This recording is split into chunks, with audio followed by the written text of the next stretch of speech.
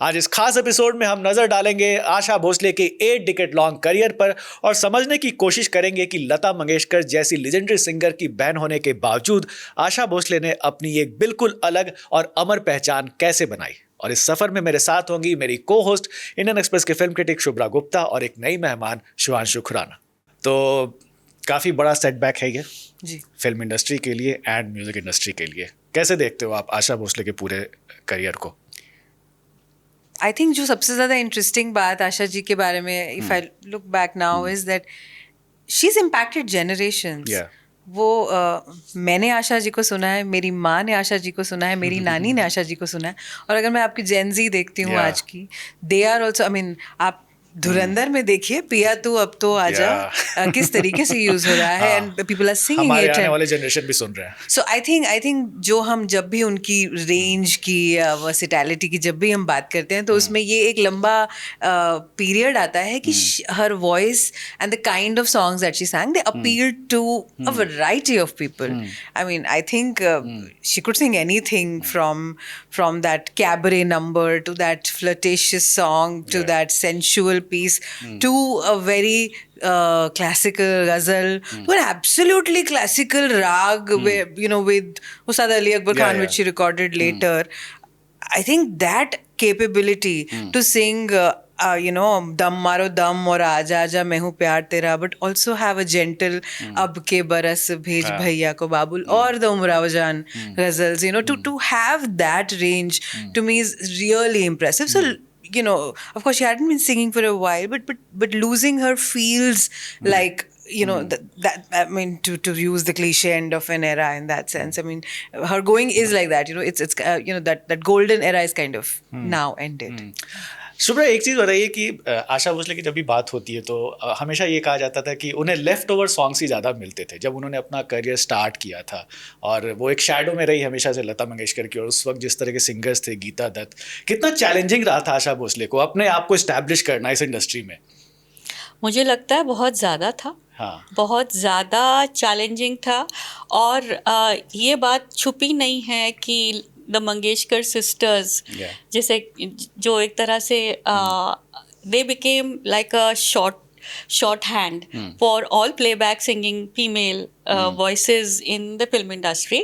और जिस तरह की लता मंगेशकर को स्थान जिस तरह का उनको मिल गया था और जो उन्होंने इतनी फटाफट जो उन्होंने अपने को इस्टेब्लिश कर लिया था और इस्टेब्लिश करे रहीं, वो उस मुकाम पर पहुंच गई थी जहां पर उनको हिलाना बहुत मुश्किल था। क्योंकि उस वक्त जो थे, जो 40s के बाद जो हमारे जो फिल्म मेकर्स थे, वो सब एक तरह की आइडियल इंडियन वुमन जिसे कहते हैं ना, एक आदर्श नारी जो लता मंगेशकर का जो उनका जो एक उनका अपना व्यक्तित्व था, सफ़ेद साड़ी में, एक चोटी में, बाल पीछे करे हुए, और ये जो उनका जो वो था, the way she came across was very much a part of who she was in terms of what she सैंग। ये जो एक तरीके का जो समन्वय था, जो उनका खुद का जो एक पर्सनालिटी थी और वो जिस तरह के गाने गाती थी, और उस तरह उस वक्त जो हिंदी फिल्म की हीरोइंस की जो एक आदर्श नारी के रूप में जो करना, मतलब एक तरह से एक फिल्म में बन गया था that if you have a heroine you would have her as this completely सीधी सादी virginal somebody who is completely without दाग, बेदाग है ना। तो ये जो लता मंगेशकर के जितने भी गाने थे सारे automatically went to that। और उस समय जो वैम्प्स थी, you know, vamps were never allowed to really have fun or sing। मतलब वो बाद में आया है। तो जो शुरू के इनके गाने थे, आशा भोसले के गाने थे, अगर आप देखें 1960s में एक गाना है, जरा हौले हौले चलो मोरे साजना। हाँ, एक बहुत लोगों को कभी सुना नहीं होगा, लेकिन जो आवाज में खनक थी, the Khanak that came through, I remember listening to that song long years ago and I remember getting very struck कि ये कहाँ से ये आवाज आई है जहाँ में, जिसमें इतनी मिस्चीवियसनेस है, जिसमें एक you can hear the girl having lots of fun. Yes. तो वो मतलब हौले हौले चलो मोरे साजना हम भी पीछे हैं तुम्हारे. If you here that song today, आज भी अगर वो गाना सुनो तो तुमको लगेगा कि ये जो हीरोइन है या जो भी कोई पर्दे पे है, she is actually having a lot of fun. So that aspect of having fun, that aspect of fun loving, that aspect of being chulbuli, that aspect of being the girl who was not the perfect woman, was all Asha Bhosle. तो वो जब उनका वक्त आया तो उन्होंने कहा ठीक है, अगर ये हमारी दीदी जो लता मंगेशकर ने ले लिया है सब अपने में, अपने पाले में, तो ये वाले गाने सब मेरे पास आएंगे. तो ऐसे ही जो आप कह रहे हैं ना, मुश्किल था, लेकिन एक वक्त ऐसा आया कि it became like almost like अच्छा ये वाले गाने ये गाएंगी और ये वाले गाने जो हैं वो ये गाएंगी. और जैसे सुअंशु बोल रही थी कि जो वर्सेटैलिटी है, जो जिस तरह के उन्होंने गाने जो गाए हैं, जिस रेंज के गाए हैं, वो धीरे धीरे करके उन्हें मिले. I mean she got those song as she went along. ये नहीं था कि एकदम से उनको मिल गए. सुअंशु, आपने बहुत डिटेल में, कल मैं आपकी स्टोरी पढ़ रहा था आशा भोसले की, और आपने उसमें बताया कि पंडित श्रीधरनाथ मंगेशकर की ये दोनों जो लता और आशा थी, लेकिन आशा भोसले थोड़ा वेस्टर्न गाने भी बहुत ज़्यादा सुनती थी और उनका इन्फ्लुएंस बहुत ज़्यादा था. उसके बारे में थोड़ा डिटेल बताइए कि और उसने कैसे इनके गाने को इन्फ्लुएंस किया, सिंगिंग स्टाइल को. As a child, I mean उस जमाने की अगर मैं बात कर रही हूँ, कहाँ 40s और कहाँ इनको गॉन विद द विंड देखने का शौक, and Carmen, you know the way she ate 9-10, you know उनकी माँ कहती थी क्या हो गया है मेरी बेटी को, यू नो जो आइडियल ये बात कर रही हैं, जो लता जी भी रही. एंड मैं शुभ्रा की बात में वो थोड़ा सा ऐड भी करूँगी कि mind you she was fantastic. I mean I will say this कि Lata ji was brilliant at what she did. Yes, it was the righteous, pious heroine, but she was delightful at doing that as well. And yes, Lata, Asha ji did get your leftovers, और जो उनको बाद में उस समय एक और चीज थी, ना कि सिर्फ पायस, पेतीत जो हीरोइन थी उसकी आवाज पतली आवाज चाहिए थी. तो लता जी अपने मोटे आवाज में गाती थी पहले, लाइक नूरजहां. वो एक मोटी आवाज में, अगर आप शुरू के गाने सुनेंगे तो वो उस आवाज में है. बट जैसे ही you know this partition happened and Noorjahan went that side, and यहाँ पे लता जी हैं, शी चेंज्ड दैट वॉइस. तो अगर आप बाद के गाने नौशाद साहब के साथ देखेंगे तो उसमें वो पतली आवाज.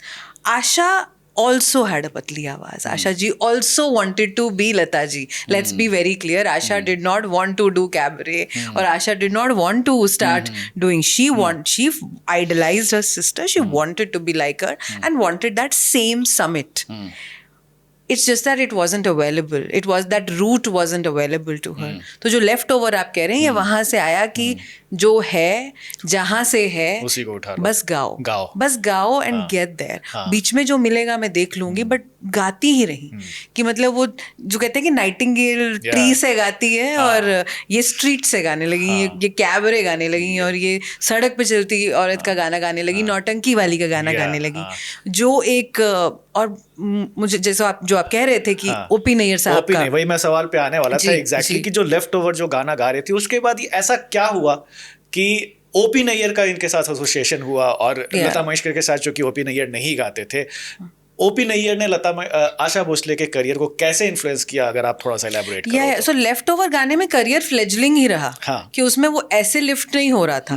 बट जब ओपी नैयर आए, और ओपी नैयर तब नए कंपोजर थे, हम पहले भी बात कर चुके हैं कि वो एक रिकॉर्डिंग के कारण जो उनका एक argument with Lata ji, and कि मैं कभी नहीं गवाऊंगा, और वो नोटोरियसली स्टबर्न भी रहे हैं.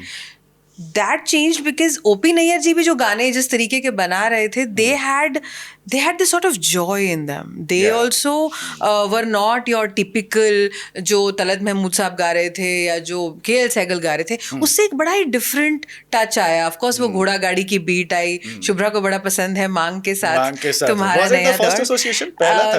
Yes, I think there was one more association, but इसमें क्या था कि वैजंती माला के लिए वो गा रही हैं.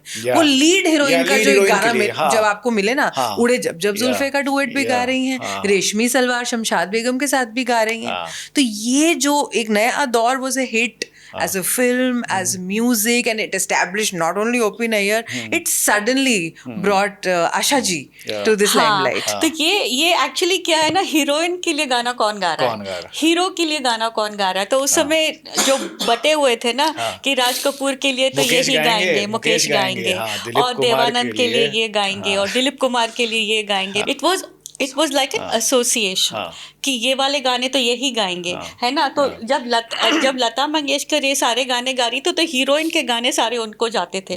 तो मैं लेफ्ट ओवर भी नहीं कहूँगी, मैं ये कहूँगी कि उस जिस तरह के गाने जो बचे होते थे, वो जो जिस तरह की किरदार होते थे वो इतनी हिंदी फिल्मों में थे नहीं, और या होते थे तो वो बेचारे सैक्रिफाइस करके वो अपने स्वर्ग सिधार जाती थी, उनको गाने का मौका ही नहीं मिलता था. तो जब इनके एक तो प्लेफुलनेस जिसे मैं कहूँगी, एक चुलबुलाहट जो मैं कहूँगी, ये सारे जो आने लगे, तो लता मंगेशकर को फिर उसमें एक तरीके का एक उनका दरवाजा खुल गया कि ये वाले सारे गाने हैं, ये तो आशा भोसले को एंड मंगेशकर फैमिली को सुहांशु कि जब आशा भोसले इस तरह के गाना गा रहे थे तो they were not very happy also about it कि तुम ये गाने क्यों गा रही हो. ऐसी ही बातें हमने बहुत सुनी है. पहले ही वो 16 साल की थी, वो ऑलरेडी घर से भाग के शादी कर चुकी थी तब तक. जब तक ये सब गाने आए तो there was a very this period in the middle की फैमिली एस्ट्रेंज्ड ही रही.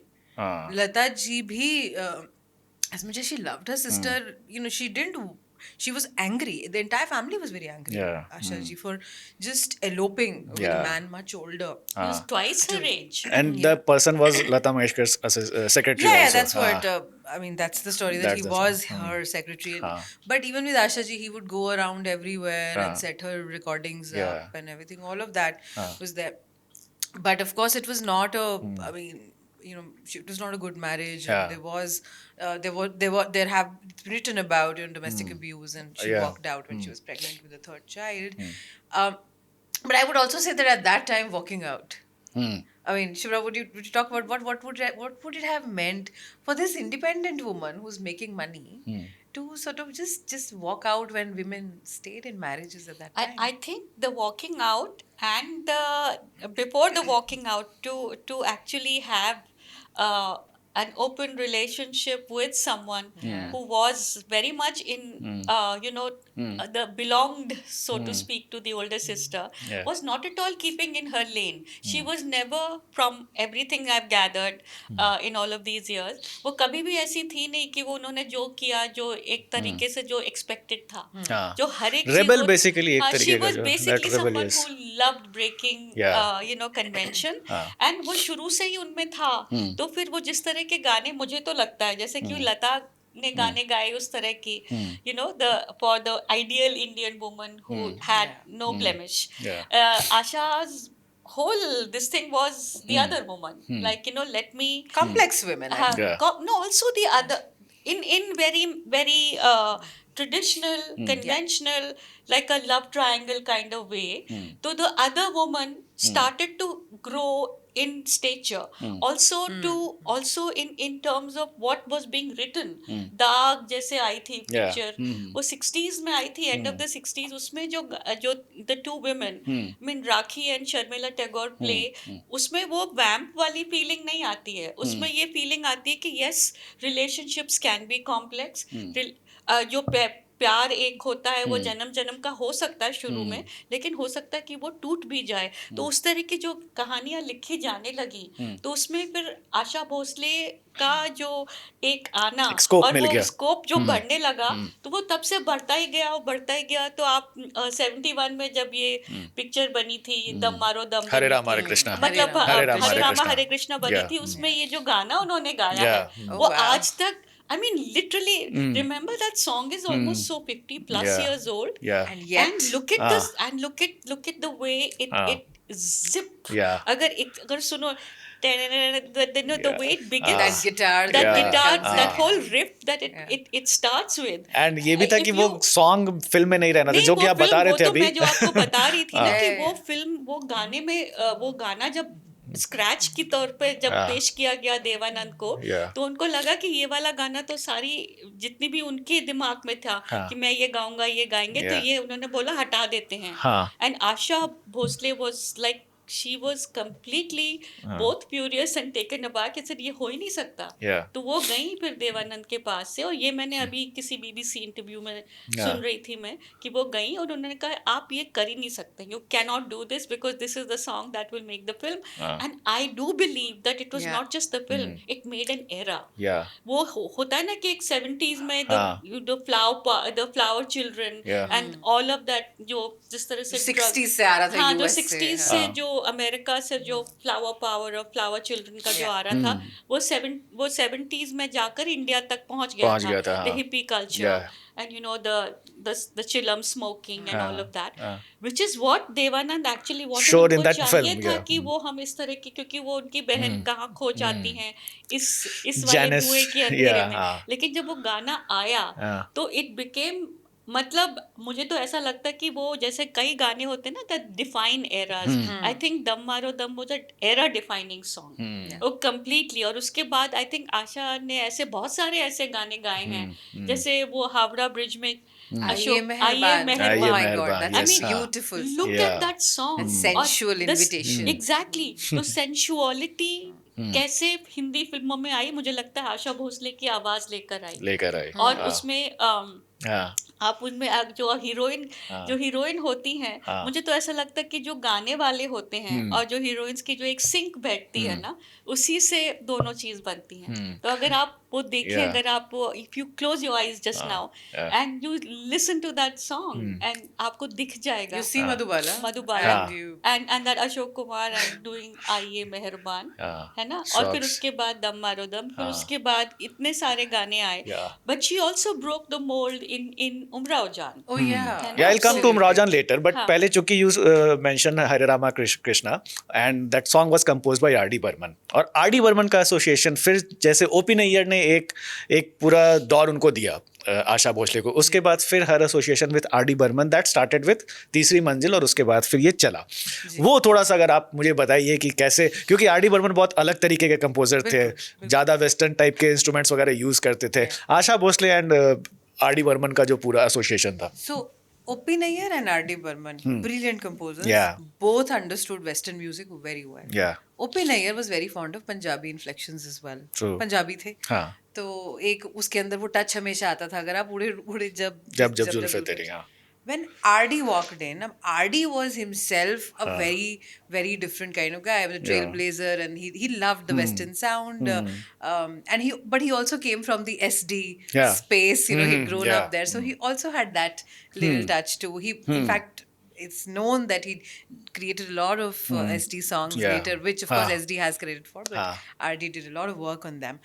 But जो R.D. लेके आए जिस तरीके के गाने, अगर आप आजा आजा सुने आज भी, ब्रेथ को इंस्ट्रूमेंट की तरह यूज करना, you know, and making a woman do that, उनके गानों में दम मारो दम, जैसे आप बात कर रहे थे अभी, she's sounding high, you know, being tipsy as a badge of honor in a song, and आप गाना, of course Aao Huzoor is O.P. Nayyar, but you know those hiccups in it, you know, she's intoxicated, and so अब screen पे actress intoxicated है, या अब पिया तू वो गा रही है, तो मतलब, बट जो उसको आवाज में आपको उसको देना है, it's a lot. I mean, you have to emote in that voice, and she's doing that. I mean, and of course, so she's spoken about R.D. teaching her, you know, that you know, that exactly, part is hard as hell to do. I mean, you ask anyone of today to do it, and she was doing it. So, and she was doing this you know, Jawani Janeman, you know, we've never forgotten. You can't forget that. It's just become, and you know, these little things that R.D. wanted to do to sort of extend the song a little. Jawani Janeman works as a song even if you remove all this. True. But when you add it, you know, the oomph to it, वो एक अलग ही level पे बात बनती है। और कई बार मुझे लगता था कि गाना जो मैं स्क्रीन पे देख रही हूँ, गाना कई बार उससे ज्यादा अच्छा लगने लग जाता था। True. And the Helen Asha combination, I think playback in and of itself, कि अब अगर आप देखें तो अब सब लोग यही बोलते हैं ना कि गाने अब नहीं बनते, पहले जैसे नहीं बनते, पहले जैसा म्यूजिक नहीं होता। एक हिंदी फिल्म का एक बहुत बहुत अहम जो पहलू है जो हमारे गाने हैं एंड वो जो गाने हैं और जिस तरह से वो एक फिल्म में इतना सारा लेयर्स डाल देते थे वो आप देख लीजिए खुद ही वो सब खत्म हो गया है ना क्योंकि प्लेबैक एक हीरो को suddenly breaking into a song एक हीरोइन को सडनली ब्रेकिंग इनटू अच्छे खासे बात कर रहे हो फिर गाना गाने लगते हैं तो ये म्यूजिकल तो है नहीं या म्यूजिकल हम बोलते नहीं हैं लेकिन हैं तो हमारे सारे की सारी फिल्में म्यूजिकल ही हैं तो in the last maybe I will say 10, 15, maybe even 20 years 90 के दशक के बाद जब ये प्लेबैक सिंगिंग पीछे पीछे हटने लगा तो इसमें फिर इन लोगों का they also were slightly getting along right उनकी भी अपनी आवाजें थोड़ी सी strained होने लगी लेकिन आशा was one of those people who kept reinventing herself 90s में अगर जो इंडी पॉप का जो दौर आया था अगर आपको याद होगा एक इंडी पॉप जानम समझा करो जानम समझा करो लेस्ली लुइस के साथ जो गाया है I mean she was collaborating she did a collab we'll come to 90s no I'm just saying because we are talking about how versatile the playback range singing was such a big thing was such a important aspect and such a crucial aspect of our cinema that started to fade a little क्योंकि story telling बदलने लगी अब तो background में गाने And बजते Asha ji fit right in. and she said she's not going to go gently into the night she sang अगर video देखो उसमें आशा is just being herself you know she's got her jura she's got her red lip and she's got you know she's looking as if like any other woman and singing in that beautiful voice of hers but in the syntax that was an indie pop it was not classical it was not Hindi film का जो पूरा एक था एक बीच का जो एक syntax आया था she is the one who did it Alisha चिनाई वगैरह बाद में आए but she did it first Shivanshu please 2 line जानम समझा करो कि अगर आप गुनगुना सके हमारे लिए मतलब मुझे रात शबनमी कुछ और कुछ अगर ऐसा आप गवा लेते हैं कुछ नहीं कुछ भी गवा तो जो भी तुम्हें अच्छा लगे आशा का वन ऑफ योर या तो ओपी नैयर या आरडी बर्मन या फिर रात शबनमी yes why not then we will also will come to हम लोग सब गाएंगे आई थिंक क्योंकि चली गई हैं तो या अभी न जाओ छोड़ कर के दिल अभी भरा नहीं अभी ना जाओ छोड़ कर के दिल अभी भरा नहीं This is one of my favorite duets. अभी तो आए हो अभी तो टिंग टिंग टिंग टिंग बहुत ही प्यारा सा I mean of course this is one of my favorite duets I mean मुझे अभी हम उमराव जान की बात करेंगे we'll come to उमराव जान उससे पहले वो जो मुझे गाना उनका सोलो एक बहुत वो अब के बरस जो मुझे बहुत पसंद है I think that was like a patch in the middle where she got a song which was slightly semi classical and she could show off please गा के बताइए ना अब के बरस भेज भैया को बाबुल सावन में दीजो बुलाए रे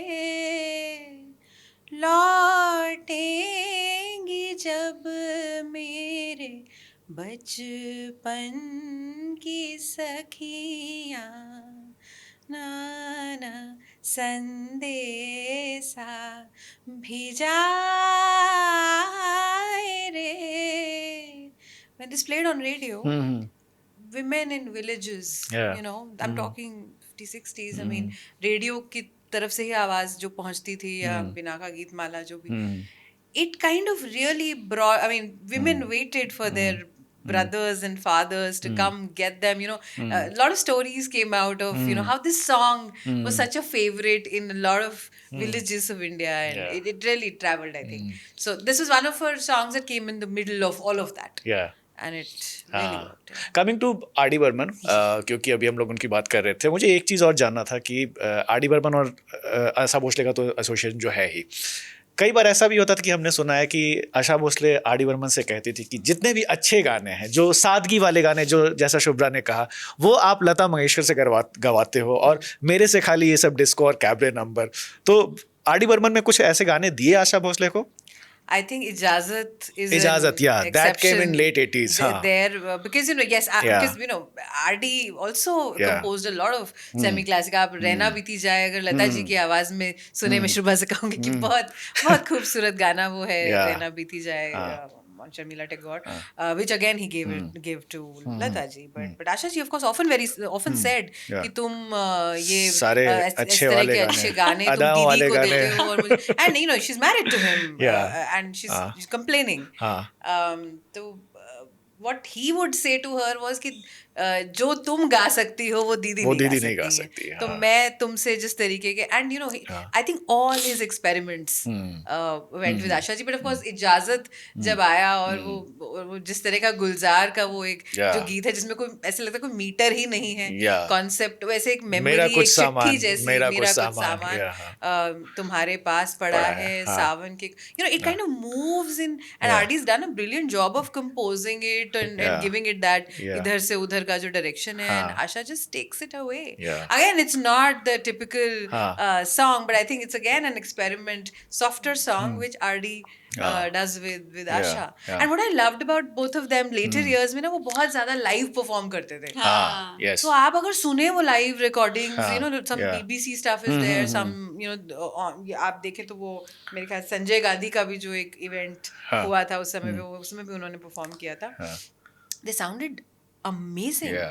वो जैसे रिकॉर्डिंग जैसा साउंड करने लग जाता था कि RD would sing Monica oh my darling and you know like all of that. तो ये such they were so much in sync. Yes. I mean, and there are, and it looked as if they were having a conversation. है ना, like वो ही मतलब तुम रुक गए तो मैं शुरू हो गई, और मैं रुक गई तो तुम शुरू हो गए, and it was not, didn't feel as if it was rehearsed. It felt like two people just singing to each other. Perfect combo. Perfect. And he taught her it was not embarrassing to do this. I mean, because she was initially she was a little hesitant about it, and you know कि ये मैं कैसे करूँ, and you know all of that was there. But I think he taught her that, you know, why not? I mean, you know, this is music. It went into that direction. So he kind of made her confident, and he would tell her कि यहाँ इस line पे तुम यहाँ जोर डालो. You know, there was a lot of sync, and he kind of, I think they got each other. I mean, like O.P. Nair and her had that thing. Even R.D. and her had that brilliant partnership. Yeah. Coming to Umrao जान, है ना, क्योंकि उसके बिना तो आशा भोसले की भाई बात अधूरी रह जाएगी. How did उमराव जान happen? क्योंकि कैसे मुजफ्फर अली और उनको जो Khayyam, I think music director थे, और खयाम भी जितनी भी पहले उनकी जितनी फिल्में थी, मुझे याद है मैक्सिमम लता मंगेशकर के ही गाने उसमें होते थे. उनको लता मंगेशकर बहुत पहुंची. कैसे इन्होंने डिसाइड किया कि इस तरह के क्लासिकल सॉन्ग जो है मैं आशा भोसले से गवाऊंगा, and how it change? Umrao Jaan Pakeezah के कुछ 9 साल के बाद आई, and Pakeezah music was lovely, it was a huge hangover, and Muzaffar Ali बिल्कुल नए फिल्म मेकर, उस समय सिर्फ गमन आई थी, और उनको ये उमराव जान अदा की स्टोरी बहुत पसंद आई थी, और वो and he had already decided on Rekha being the voice. अब जो गायकी रिक्वायर्ड है वो जो वही गजलनुमा गायकी जिसमें लता जी परफेक्ट होती. Now another thing was that they also wanted some heft to the voice, and they also wanted a voice which suited Rekha's speaking voice. तो रेखा जी की जो बात करने का अंदाज है वो लोअर रजिस्टर में है. आशा जी का भी रिलेटिवली हायर ही रजिस्टर था, बट उनको भी इसमें 1.5 scale down. All of the songs have been sung 1.5 scale down to suit Rekha ji's voice, and of course Khayyam wanted it to be different. That Pakiza hangover, they didn't want that continuation, they wanted to make it different, and that combination of Muzaffar, Shehriyar Sahab and Khayyam Sahab, it ended up being cult status to इन आँखों की मस्ती के, या ये क्या जगह है, दिल चीज क्या है, you know, अगर आप कहीं कोई भी उठा लीजिए बिल्कुल. और what really, I mean, and it also says a lot about our industry. this is the film that got her her first national award, yeah. 30 साल लगे. आप इतने गाने हम बात कर चुके हैं, आप उठा के देखें. No song was considered worthy Yeah. to be given a national award until she proved her mettle. And I think the idea was also that. She also wanted to prove herself कि मैं ये भी कर सकती हूँ. तो अगर आप इसके बाद देखें तो जो नॉन फिल्म गजल एल्बम्स आशा जी की आई हैं, गुलाम अली के साथ, सलोना सा सजन है और मैं हूँ, दिल धड़कने का सबब याद आए, सब non film. And these are again very popular. And it all started after Umrao Jaan. तो ये उमराव जान के बाद ये एल्बम आया जिसमें उन्होंने कोलैबोरेट किया. उनका पाकिस्तान से बहुत पाकिस्तान से रिश्ता रहा है. एक फिल्म में आई थिंक प्लेबैक सिंगिंग भी किया है पाकिस्तान के फिल्म में, है ना. हाँ, ये लता मंगेशकर एंड आशा भोसले 80s में उमराव जान के बाद एक फिल्म आई थी उत्सव, है ना. शशि कपूर ने उसको बनाया था और उसमें एक सॉन्ग था मन क्यों बहका रे बहका आधी रात को. खूबसूरत गाना. क्या वो पहली बार था जब लता और आशा एक साथ गा रहे थे? क्योंकि मुझे थोड़ा सा भी याद नहीं है कि मुझे ये श्योर नहीं है. I wanted to check in fact कि क्या काहे तरसाए जो गीत है चित्रलेखा में, क्या वो था इनका गाना साथ में या ये था पहला गाना साथ में? That we have to check. याद नहीं आ रहा है वो. I will have to check. How do you like that song? मन क्यों बहका रे बहका. Oh my God, I love the film. I think it is one of, I mean, Shashi Kapoor as an actor was, he was what he was. He was the cutest, the smile. But as a producer, I think what he did for Hindi films at the time that he was making those movies was amazing. जिस तरह की जुनून से लेकर अलग-अलग तरीके की फिल्में बनाई, उन्होंने अपना नाम दिया, अपने पैसे डाले, अपना पैशन सब कुछ. और उत्सव इज मतलब अगर आप देखिए उस फिल्म को, उसमें इफ यू सी बसंत सेना character, if you see Habib Tanvir का जो पूरा उन्होंने जो एक मिट्टी की गाड़ी जो फिल्म का जो पूरा का उनका अपना एक प्ले था, सो उसका जो पुट डाला है और उसमें Rekha playing she is playing a woman who was a seductress. उससे ज़्यादा seduction किसी में नहीं था. और वो जो गाना है, I mean, it is something that transports me back to the era when Hindi films used to be something. कुछ एक उनमें दम था, एक उनमें ये था कि हम कहानी कहेंगे. उसमें ये भी था कि हम अगर स्टार्स को लेंगे तो उस किरदार के कितना कैसे फिट आता है उसमें लेंगे. ये ज़रूरी नहीं है कि हम इस तरह की ही पिक्चर बनाएंगे. उत्सव is a fantastic example of every actor. Shekhar Suman. I mean, if you see that man, it's too bad that the film didn't do well. As a box office, it was on the box office. It did almost. It flopped. It disappeared. Lekin the impact that it left for playback, for Asha's songs, for the songs, for the performances, I think it's one of the most perfect films that have been made. अगर आज आप उस film को देखें तो आपको लगेगा नहीं कि ये हिंदी सिनेमा से निकलकर ये पिक्चर आई है. बहुत ही सुंदर. और वो गाना भी बहुत. शिवांशु प्लीज ये गाना तो जरूर बनता है. ये जरूर बनता है. मन क्यों बहका रे बहका आधी रात को, हो मन क्यों बहका रे बहका आधी रात को, बेला महका हो बेला महका रे महका आधी रात को, किसने बंसी. बहुत ही प्यारा सॉन्ग है. इससे बेटर तो मुझे कोई नहीं मिला. मैं तो I have to say this, guys. Personally, my favorite has always been Asha Bhosle. Always. Achha. Like, I know I'll be cancelled. No, not at all. No. But I she's think fantastic. it's just to me, or maybe it is the kind of. It's about the range. No, it's the kind of girl that maybe I was. Maybe that rebel. That I wanted to be. I don't know. I think it is something very, very. There was something about her voice and her persona which spoke to me, which I don't think her older sister, neither in the fact of her coming across as this person who had not even इतना सा भी उनमें दाग नहीं था. सारे के सारे everything was white, everything was pure, everything was just the way ऐसे ही होना चाहिए. और And on the other hand, there was this girl who wanted to break free, and मुझे लगता था कि आशा भोसले की आवाज and the breaking free of the Hindi film heroine was almost like, you know, you could almost से कि हाँ ये आवाज थी तो ये सारी की सारी जो किरदार थे इतने सारे वो they came into being because of that voice or the voice came into being because of those women. It's hard to say, but if it hadn't been for one, that I don't think there would have been such smooth segueing into the other. मेरे हिसाब से कभी मिले हो आप दोनों आशा भोसले से?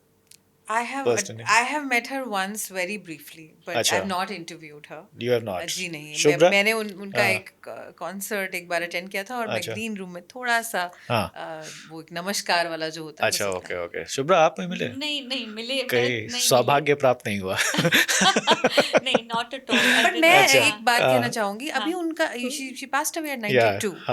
उनका 90th बर्थडे कॉन्सर्ट आप दुबई में था. हाँ.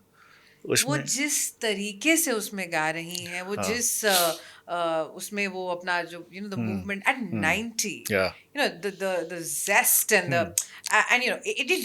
I didn't think when Asha ji has gone, I didn't think she'll go like this so quickly, because with Lata ji I knew that she'd not been singing for a long time. Asha ji was in a concert. She was dancing with Mumtaz the other day in a video. Yeah, I've seen that video. At one of I think Mumtaz's शहरी house. बाबू वाला song. शहरी बाबू. अब ये कौन गाएगा? ये वही गाएंगी. तो उस समय और भी जो सिंगर्स आई वो भी इन गानों से थोड़ा कतराती ही रही.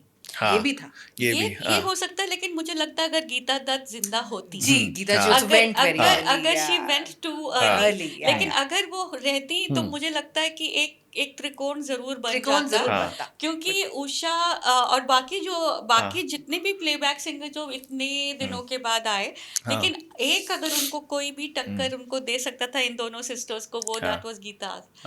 I agree. मुझे एक चीज जानना है. songs that she sang were both this way and that. Gita's was an amazing voice, and it is one of the tragedies of all of Hindi cinema that she left too early. And it was Sanju, एक चीज मुझे जानना है कि एक आरोप लगता है कि लता मंगेशकर और आशा भोसले इन दोनों ने इंडस्ट्री को पूरा डोमिनेट किया और अपने तरीके से चलाया एक तरीके से, और नए सिंगर्स को आगे बढ़ने का मौका नहीं दिया. बहुत सारे सिंगर्स बीच में आए, जैसे जिन्होंने वो सॉन्ग गाया है मासूम का, आरती सिंह या आरती सना, मैं नाम बोल रहा हूँ अभी, दो नैना और एक कहानी. I don't remember the name. Some Aarti. There was Hemlata, Suman Kalyanpuri. Hemlata आई, संध्या, वानी जयराम, बोलेरे पपी, प्रीति सागर, हाँ, प्रीति सागर जी, प्रीति सागर तो बाद की बात है, 70s में, उन्होंने काफी काम किया. लेकिन इन लोगों का करियर उस लेवल पे फ्लरिश ही नहीं किया, क्योंकि पूरा इसको कैसे आप देखते हो? मैं दो तरीके से देखती हूँ. मैं बहुत सिनिकली नहीं देखती हूँ. मुझे लगता है कि there are two factors to this. They were brilliant. Let's be very clear about that. I mean, I think someone who came very close to Lata ji was Suman Kalyanpur. Because आवाज उनको the other Lata कहा जाता था. आवाज में बहुत similarity भी. तो जब if you couldn't afford Lata, you went to Suman Kalyanpur. So that was a. But उस समय कंपोजर्स भी इनके पास ही भागते थे. Let's be honest about that. कोई नया चांस देने में बहुत टाइम लगाता था.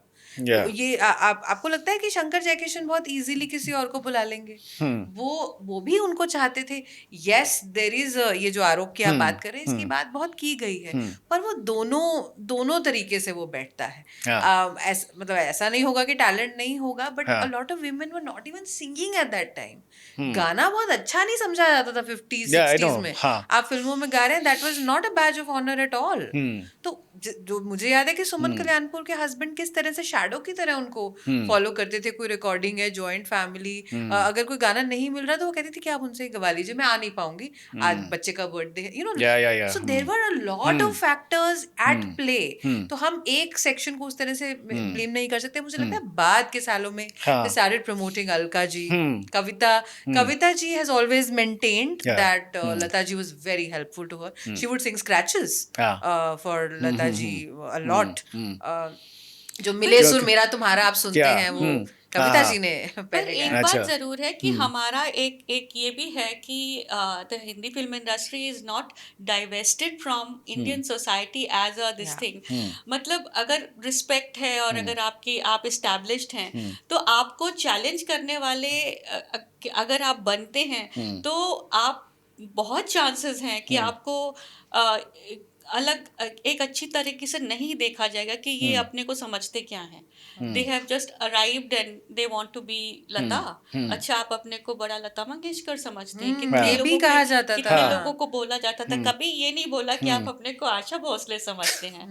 तो Lata had that, you know, she was always this person. She fought Yeah. royalty matters. हाँ, She Yeah. argued And with Mohammad Mohammad Rafi. वो रफी, सब yeah. चीजें हाँ. वो थी। और हाँ. आशा भोसले और किशोर कुमार फॉर एग्जाम्पल, अगर आप देखो तो ripping off off each other, Yeah, the fun yeah. The fun that they created on screen. आप किसी भी आज तक अगर आप देख लो the songs that they sang, you could like RD and Asha sang those, but Kishore Kumar and Asha ji, Bhosle बिल्कुल। also had a great had great like timing and उनके भी बड़े अच्छे अच्छे गाने गाए गए हैं। लेकिन अगर एक जना अगर मुझे अभी भी बहुत याद आता है वो दैट इज गीता दत्त। जी, You मैं know, आपकी like, बात बिल्कुल मैं सहमत हूँ। such lovely songs and इतने again she had playfulness, the very thing that Lata did not have as far as I'm concerned.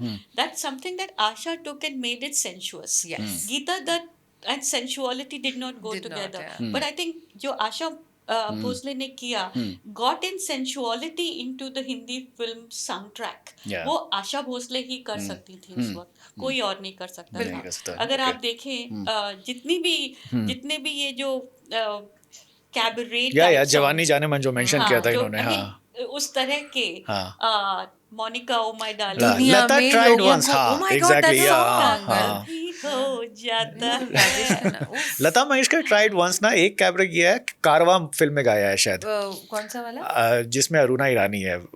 मुझे गाना पता नहीं क्यों मैं भूल जा रहा हूँ। वो एक गाना था जो एकदम से मुझे नहीं। कारवा का सॉन्ग है वो। I think the closest एक she ही got है। to flirtatious was बाहों में चले आओ. हाँ। That was the closest she got to a flirtatious song. and अच्छा। that was, you हाँ। remember that शर्मीली, हाँ, शर्मीली, है ना, हाँ, उसमें हाँ, शशि कपूर हाँ, and हाँ, शर्मिला राखी, Yeah, Kapoor rakhi, and rakhi, rakhi, rakhi, Rakhi, yeah, yeah, हाँ, yes. हाँ, और- And it was something else, but if you saw the split between the two, तो you could make out कि ये वाला गाना जो है ये तो इन्होंने ही गाया होगा। हाँ, जैसे वो दिल कहती भर ना- दिल से प्यार है, वही गाना है दिल ना, भर कारवा दिल से से प्यार प्यार है। है, That's yeah, Lata that was ji. Lata Mangeshkar, But हाँ, if you hear only, हाँ, something But like again, हाँ। दिल भर दिल से प्यारे is you know वो नौटंकी हाँ। के स्पेस में गाना है, Yeah, वो इतना हाँ। कॉम्प्लिकेटेड उस तरीके नहीं से था, पर नौटंकी की अगर बात करी जाए तो पान खायो पान खायो हमारा। सैया I हमारा। mean that song, Yeah, अगर आप amazing, देख- amazing, how yeah. can anyone just think हाँ। of you know हाँ, Wahida Rahman हाँ, in that song and with Raj Kapoor, Hira Man and Hira Heera Bai मना, हाँ। and that song. I mean वो जो एक trifecta जो बना है आशा yeah. भोसले की आवाज और ये हाँ। it's these are memories that Hindi movies have given us हाँ। जो कहीं भी नहीं जाएंगी, Yeah. जो हमेशा से साथ में रहेंगी। और हाँ। Asha Bhosle along with Lata Mangeshkar I think created so many of those memories. Coming to 90s Sudhanshu, हमने इजाजत तक की बात की थी, उसके बाद 90s में अगर देखो तो AR रहमान ने बहुत चैलेंज किया। लता मंगेशकर तो कहती हैं कि हाँ मुझे तो AR रहमान के कॉम्पोजिशन में गाने में चैलेंज लगता था। आशा भोसले का एक्चुअली आशा भोसले जी ने, मुझे जो याद आ रहा है वो राधा कैसे ना जले, लगान, वही it has, you know, she's singing in her later years. आप उस गाने में पावर देखिए, वही हाँ, you know, it's a very tough song to sing. It is. Yeah. उसमें वो हुई हाँ, Bawaria, you know, she da, da, da, comes yeah. down the ladder and पर जो उसमें वो पावर है कि और उसमें वो गाना आप उसका मीनिंग समझिए कि राधा कैसे ना कैसे ना जले, जले, you know, it's a song of jealousy, Yeah, jealousy, and she's got that ada in tow, and you know that lady is singing on screen, so I think वो जो उसमें भी A.R. Rahman very consciously I think uses Asha जी, और उसमें ही वो पालन हारे लता आपका मंगेशकर जी को कर रहे हैं, yes, गा हाँ, रही हैं। पर A.R. रहमान ने जो शुरू से जो किया था ना, रंगीला, रंगीला ओ, रंगीला, रंगीला, तन्हा रंगीला, तन्हा, मतलब Oh, that's क्या amazing. यार, अगर if you see Urmila Matondkar on that beach, That song is so Yeah. sexy. and so I mean man that and I think Jackie Shroff Jackie Shroff Yes. and Urmila he's Matondkar, the yeah, hero was looking at her and there is, I mean, it is a song in which a man is looking at a woman and the woman is in her element completely. Yeah. Oh, But I mean, if you look at it, yes, it is definitely voyeuristic, but it is not, there is no vulgarity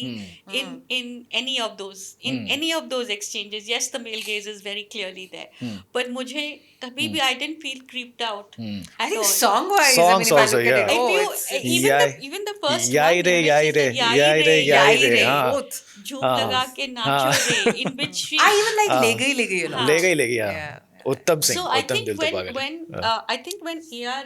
Rahman's Rangila came, again it was a moment. Yeah. It was a moment in Hindi film.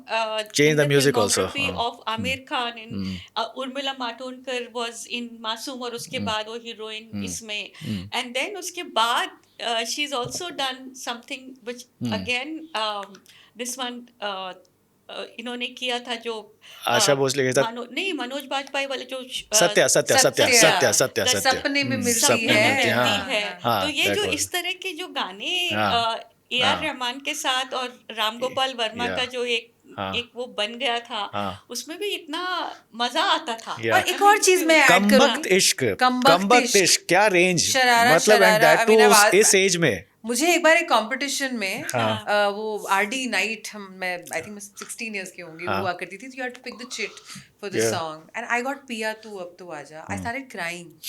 I said ये तो मेरा गाना ही नहीं है, ये तो मैं गा ही नहीं सकती. एंड आई वाज सेइंग कि अगर आप ये गा सकते हो तो वो जो दूसरे वाले हैं वो तो गा ही लोगे. So the you know they were very hard to sing, but वो रियलाइजेशन नहीं थी. मैं एक वो ऐड करना चाहूंगी जो शुभ्रा कह रही थी उस पे कि ये जो कमबख्त इश्क और ये इस तरह के जब आप इनको सुनते हैं, they are on point songs.